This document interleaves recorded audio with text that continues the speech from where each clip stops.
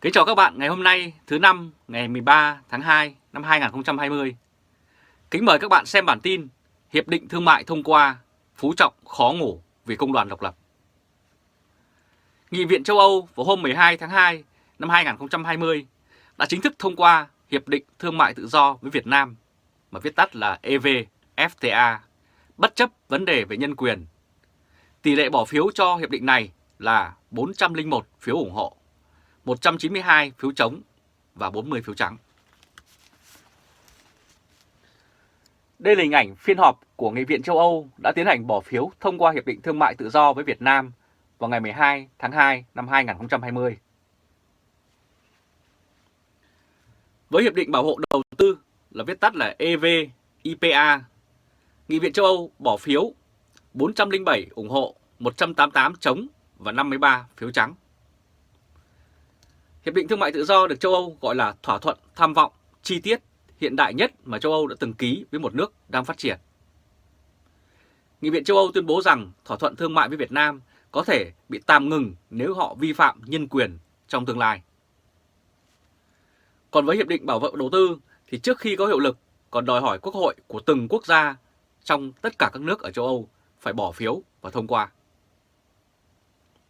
Sau cuộc bỏ phiếu hôm nay, Chủ tịch Ủy ban Thương mại Quốc tế của Nghị viện châu Âu, ông Ben Lange, tuyên bố lịch sử cho thấy sự cô lập không làm thay đổi một quốc gia. Đó là lý do tại sao Nghị viện châu Âu đã bỏ phiếu ủng hộ hiệp định thương mại này với Việt Nam.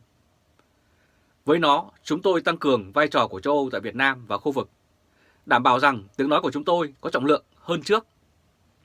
Điều này đặc biệt quan trọng đối với các vấn đề mà chúng tôi bất đồng quan điểm, chẳng hạn như vai trò của tự do báo chí hoặc tự do chính trị. Chúng tôi đồng thời cũng mở rộng sự tham gia của xã hội dân sự. Công việc của chúng tôi từ giờ trở đi là đảm bảo các thỏa thuận được thực thi trong thực tế. Và sau đây mời các bạn xem đoạn video ngắn ghi lại cuộc tranh luận trước khi bỏ phiếu, nơi có các nghị sĩ nêu lý do đã ủng hộ hiệp định thương mại này, mặc dù tại Việt Nam vẫn là nhà nước cộng sản độc tài. Danke, Frau Präsidentin. Thank you, Madam President. Vietnam is a communist country. It's not a democracy, and a trade agreement won't make it one overnight. But the agreement will boost economic development. It will lift people out of poverty and gives them more rights and protection. The new labor code especially protects vulnerable groups. Unions will be allowed and freedom of assembly will follow. Increased transparency and international observation be a huge potential for better protection of human rights. We are already trading with Vietnam. This is not about if we want trade or not. This is about improving the circumstances. So let's send a strong signal of cooperation to the whole ASEAN region, to reformist forces that believe in cooperation with the European Union, and let's not give room for actors that don't want to combine trade and values like China. So let's support the agreement and let's support the people of Vietnam in their development. Thank you. Và 68 tổ chức phi chính phủ vào hôm 10 tháng 2 năm 2020 cũng đã ra tuyên bố chung kêu gọi các nghị sĩ châu Âu không thể phê chuẩn Hiệp định Thương mại tự do giữa Liên minh châu Âu và Việt Nam, vì tình trạng nhân quyền và quyền lao động tại Việt Nam vẫn còn đáng lo ngại. Đây là hình ảnh những người Việt Nam tại Bỉ đã răng biểu ngữ biểu tình với dòng chữ không có nhân quyền, không có nghiệp đoàn độc lập thì không có Hiệp định Thương mại tự do bên ngoài của tòa nhà Quốc hội châu Âu. Hãng thông tấn AFP cho biết 68 tổ chức phi chính phủ trong tuyên bố chung nhận định Hiệp định Thương mại tự do giữa Việt Nam và châu Âu không đáp ứng được trước các thách thức khẩn cấp mà hiện nay Liên hiệp châu Âu và Việt Nam đang phải đối phó, chẳng hạn giảm bất bình đẳng, cuộc chiến chống biến đổi khí hậu chẳng hạn. Cũng theo các tổ chức này, dưới chế độ độc đảng không có đủ đảm bảo là chính quyền Việt Nam sẽ tôn trọng nhân quyền. Việc trấn áp về chính trị của công an đặc biệt nhắm vào các nhà bảo vệ nhân quyền, môi trường và tất cả những người chỉ trích chế độ. Đồng thời, các tổ chức này yêu cầu Nghị viện châu Âu nên có tiếp cận tương tự với Uzbekistan, Turkmenistan trước đây, hoãn lại hiệp định cho đến khi chính quyền Việt Nam thỏa mãn các đòi hỏi về bảo vệ nhân quyền và các quyền của con người lao động một cách cụ thể và có thể kiểm chứng được. Thư ngỏ đề nghị châu Âu đưa ra một nghị quyết song song đặt ra các điều kiện mà Hà Nội phải đáp ứng. Trong đó có việc đưa ra lộ trình sửa đổi những điều khoản khắc nghiệt trong luật hình sự như điều 109, 116, 117, 318 thường được vận dụng để trấn áp những người bất đồng chính kiến và trả lại tự do cho tù nhân chính trị, trong đó có nhà báo Phạm Chí Dũng, người đã bị bắt sau khi kêu gọi châu Âu không phê chuẩn Hiệp định Thương mại Tự do. Bên cạnh đó, Nghị viện châu Âu cần đòi hỏi Việt Nam cam kết phê chuẩn Công ước Quốc tế ILO số 87, tức là về quyền tự do lập hội và hội họp, trễ nhất là vào năm 2021. Thành lập một cơ chế độc lập để giám sát. Đây là hình ảnh 3 nữ dân biểu tại Nghị viện châu Âu đã tuyên bố bỏ phiếu chống lại việc thông qua hiệp định vì vấn đề nhân quyền tại Việt Nam, bao gồm bà Saskia Birkmon, Ellie Scholl và Anna, đều là thành viên của nhóm INTA. Theo báo Les Choses, cuộc bỏ phiếu rất gay go, cuộc tranh luận cho thấy Nghị viện châu Âu bị chia rẽ sâu sắc. Hiệp định được nhiều nghị sĩ ủng hộ vì mở ra viễn cảnh lớn với thị trường của Việt Nam 100 triệu người. Tuy nhiên, số khác chống đối vì tình hình nhân quyền và sự thiếu vắng một số tiêu chí xã hội và môi trường. Đảng Xanh và nhóm cánh tả vào đầu tuần này đã yêu cầu hoãn lại cuộc bỏ phiếu nhưng không thành công. Đề nghị này được 121 phiếu thuận, 231 phiếu chống và 12 vắng mặt. Đó là cơ hội tuyệt vời, nghị sĩ Christoph Hanse của Luxembourg thuộc nhóm PPE đã tỏ ra phấn khởi. Ông vui mừng trước việc dỡ bỏ toàn bộ thuế quan. Ông Hansen đã nói thêm, hiện nay Việt Nam đánh thuế từ 20 đến 30% đối với sản phẩm nhập từ châu Âu, làm cho sản phẩm của chúng ta ít cạnh tranh hơn so với những nước khác. Theo ông, đây là cơ hội để Việt Nam phát triển. Tuy nhiên, tình hình chính trị tại Việt Nam khiến một số nghị sĩ đã bất bình. Việt Nam chưa phê chuẩn các công ước chủ chốt của Tổ chức Lao động Quốc tế, viết tắt là ILO. Như Công ước về lao động cưỡng bức, nhà nước cũng bắt ra một số nhà đối lập chính trị. Hiện nay có 128 người đang bị bỏ tù vì tội danh như vậy. Các tổ chức phi chính phủ còn tố cáo nạn phá rừng và tình trạng cưỡng đoạt đất đai rất xa vời so với mục tiêu sinh thái của Ủy ban châu Âu đề ra. Và mời các bạn xem đoạn video ghi lại hình ảnh nghị sĩ của Nghị viện châu Âu phản đối hiệp định thương mại này ngay tại nơi bỏ phiếu. Deal. Let's ask the Commission to renegotiate and to align the Vietnam deal with the Green Deal. And let's send a strong signal to the Vietnamese government to improve the devastating human rights situation before we sign the deal and not after. Thank you.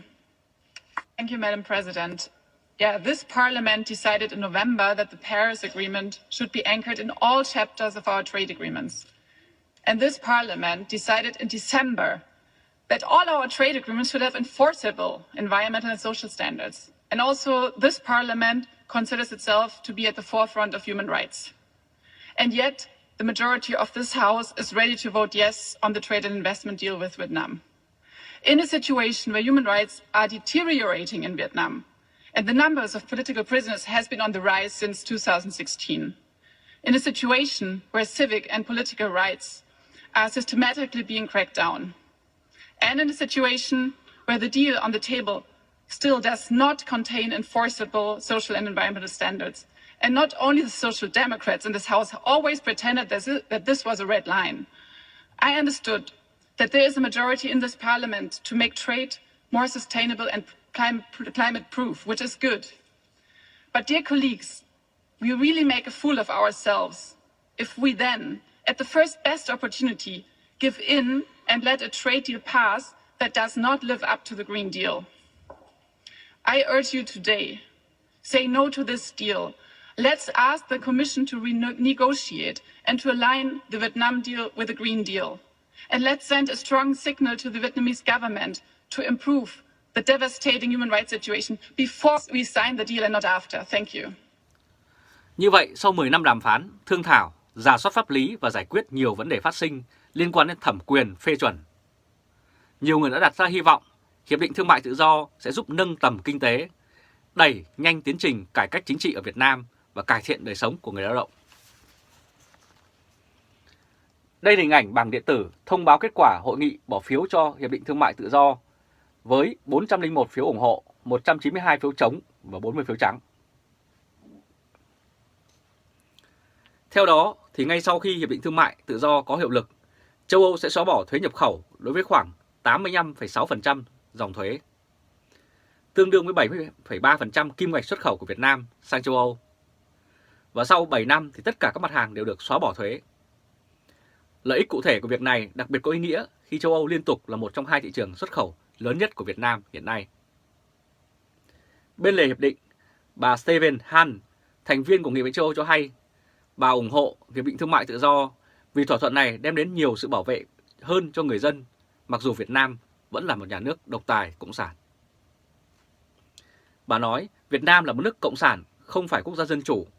Hiệp định Tự do Thương mại không thể giúp Việt Nam trở nên dân chủ trong một đêm.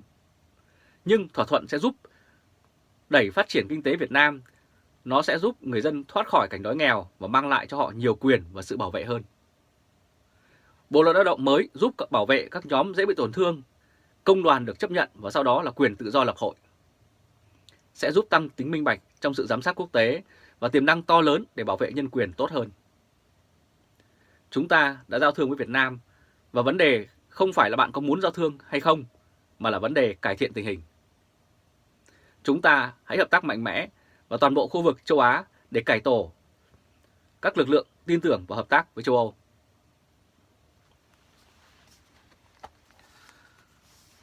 Và bên cạnh đó, nhà báo Lê Nguyễn Hương Trà đã nhận định rằng có một số lo ngại về tác dụng ngoài ý muốn của Hiệp định Thương mại Tự do đối với đầu tư trực tiếp nước ngoài, viết tắt là FDI vào Việt Nam. Đây là hình ảnh của nhà báo Lê Nguyễn Hương Trà. Tính đến cuối năm 2019, FDI từ Trung Quốc đổ vào Việt Nam tăng đột biến. Vốn đăng ký cấp mới từ Trung Quốc trong tháng 11 đạt hơn 2,28 tỷ đô la, gấp đôi năm 2018. Theo giới phân tích, một phần nguyên nhân đến từ sự dịch chuyển dòng vốn do chiến tranh thương mại Mỹ-Trung. Nhưng lý do khác còn là sự thay đổi về chính sách môi trường của Trung Quốc. Và Hiệp định Thương mại Tự do có thể cũng là một trong các nguyên nhân khi Trung Quốc có ý định khai thác các thỏa thuận mà Trung Quốc hiện không có lợi và không được hưởng lợi khi không có hiệp định này với châu Âu. Ví dụ như nhà máy chế tạo lốp xe ACTE ở tỉnh Tây Ninh là một trong các dự án đầu tư khủng của Trung Quốc vào Việt Nam với trị giá 280 triệu đô la.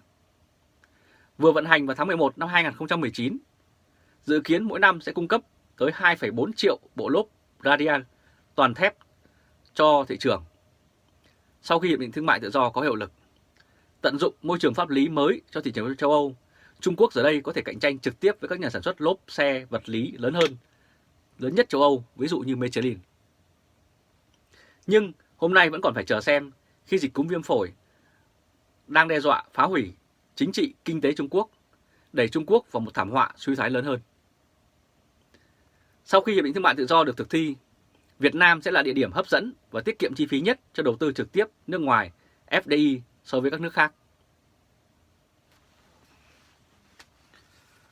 Và ngoài ra, luật sư Lê Công Định ở thành phố Hồ Chí Minh thì cũng cho rằng tin Nghị viện châu Âu phê chuẩn Hiệp định Thương mại Tự do EVFTA thực sự là một điểm sáng mang đến niềm hy vọng cho đất nước giữa nỗi lo lắng về dịch cúm virus corona đang hoành hành ở Trung Quốc và trên thế giới bởi 5 lý do. Một là Hiệp định Thương mại Tự do buộc nhà nước Việt Nam phải thừa nhận quyền thành lập công đoàn độc lập của người lao động. Nhờ đó, họ không còn là công cụ của đảng cầm quyền, nhân danh, đội quân tiên phong của giai cấp vô sản. Giai cấp vô sản thực sự ở Việt Nam rồi đây sẽ tổ chức đại diện đúng nghĩa hơn cho quyền lợi của mình, chứ không phải là công đoàn giả hiệu của nhà nước. Đây là hình ảnh của luật sư Lê Công Định từ thành phố Hồ Chí Minh. 2. Các cam kết quốc tế của nhà nước Việt Nam sẽ là cơ sở pháp lý để các nước châu Âu dựa vào yêu cầu của Việt Nam tôn trọng quyền con người và quyền công dân nếu không muốn đánh mất các lợi ích kinh tế mà sự hợp tác thương mại và đầu tư quốc tế mang lại. 3.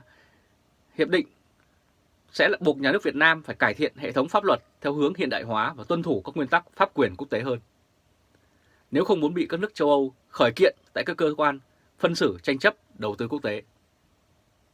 4. Hiệp định thương mại sẽ giúp Việt Nam bớt lệ thuộc vào liên quan kinh tế với Trung Quốc. Nhờ đó từng bước giải thoát vận mệnh dân tộc khỏi chiếc vòng kim cô mà Trung Quốc đang cắm trên đầu đảng cầm quyền hiện nay. Và hy vọng thoát chung, vì vậy tiền đề quan trọng, đây là vấn đề cần phải thực hiện. 5. Nhờ thương mại và các đầu tư các doanh nghiệp trong nước sẽ tăng cường nội lực. Qua đó, ngoài việc giúp tăng tiềm lực quốc gia trong ngoại giao bang với các nước lân cận, còn tạo điều kiện để các doanh nghiệp trở thành đối trọng quyền lực đáng kể với đảng cầm quyền trong khuôn khổ của thể chế toàn trị về kinh tế và chính trị như hiện nay. 5 niềm hy vọng trên đủ để chúng ta dứt khoát ủng hộ việc phê chuẩn Hiệp định Thương mại Tự do. Cần phải thấy tương lai của quốc gia và nền dân chủ đang ở trong tay các doanh nghiệp Việt Nam. Đất nước có tiềm lực chống chọi các thách thức quốc tế trong tương lai hay không? Câu trả lời sẽ thuộc về các doanh nghiệp của Việt Nam. Và đây là hình ảnh Chủ tịch Nghị viện châu Âu David Sassoli, bên trái và Thứ trưởng Thường trực Bộ Ngoại giao Việt Nam, ông Bùi Thanh Sơn. Đối với khoảng 0,3% kim ngạch xuất khẩu còn lại, châu Âu cam kết dành cho Việt Nam hạn ngạch thuế quan với thuế suất nhập khẩu trong hạn ngạch là 0%. Đối với các hàng hóa xuất khẩu của châu Âu, Việt Nam cam kết sẽ xóa bỏ thuế quan ngay khi hiệp định có hiệu lực với 48,5% số dòng thuế, tức là chiếm 64,5% kim ngạch nhập khẩu. Tiếp đó, sau 7 năm, 91,8% dòng thuế tương đương với 97% kim ngạch xuất khẩu từ châu Âu được Việt Nam xóa bỏ thuế nhập khẩu. Sau 10 năm, mức xóa bỏ thuế quan là khoảng 98,3% số dòng thuế, chiếm khoảng 99,8% kim ngạch nhập khẩu. Đối với khoảng 1,7% số dòng thuế còn lại của châu Âu, Việt Nam áp dụng lộ trình xóa bỏ thuế nhập khẩu dài hơn 10 năm hoặc áp dụng hạn ngạch thuế quan theo cam kết với Tổ chức Thương mại Thế giới WTO. Các lĩnh vực mà Việt Nam cam kết tạo thuận lợi cho các doanh nghiệp và đầu tư tại châu Âu gồm một số dịch vụ chuyên môn, dịch vụ tài chính, dịch vụ viễn thông, dịch vụ vận tải, dịch vụ phân phối. Hai bên cũng đưa ra cam kết về đối xử quốc gia trong lĩnh vực đầu tư, đồng thời thảo luận về nội dung giải quyết tranh chấp giữa nhà đầu tư và nhà nước. Và Việt Nam ngày càng giao thương và hội nhập với thế giới. Những hiệp định song phương được ký kết cũng nằm trong lộ trình đó. Dù Đảng Cộng sản Việt Nam mà người đứng đầu là ông Tổng Bí thư Nguyễn Phú Trọng không muốn, thì công đoàn độc lập cũng sẽ được ra đời trên cả nước để bảo vệ quyền lợi của hàng triệu người lao động Việt Nam. Tuy nhiên, Việt Nam hiện nay đang do Đảng Cộng sản độc tài lãnh đạo. Họ đặt đảng quyền cao hơn pháp quyền, thì môi trường quốc tế cũng là một cơ hội tốt để những nhóm người từng đi cướp chính quyền từ những năm 1945 có thể trở về với thế giới văn minh. Rất cảm ơn các bạn đã chú ý theo dõi chương trình truyền hình trực tiếp của Lê Trung Khoa Thời báo.de ngày hôm nay thứ Năm ngày 13 tháng 2 năm 2020. Các bạn hãy chia sẻ video này cho nhiều người biết, bấm nút theo dõi YouTube và Facebook của Thời báo.de và chúng tôi sẽ tiếp tục cập nhật những bản tin mới nhất để phục vụ các bạn. Từ Berlin, Cộng hòa Liên bang Đức, Trung Khoa.